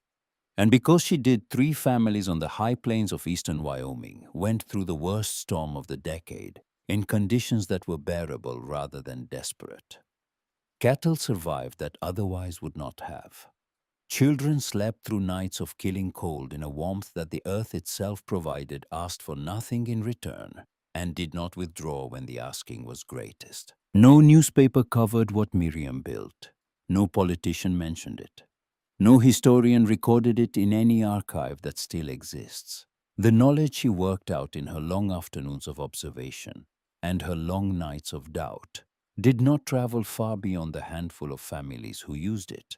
And even among those families, it faded within a generation or two, replaced by better technology and better insulation and the slowly improving infrastructure that made the frontier less of a frontier and more of a place where the old solutions were no longer necessary and therefore no longer remembered. But it was real, and it mattered. And the people whose lives it shaped, the ones who went down the ladder and stood in the room she built and felt the air change around them and understood in their bones what Miriam had understood in hers, those people did not forget. They could not.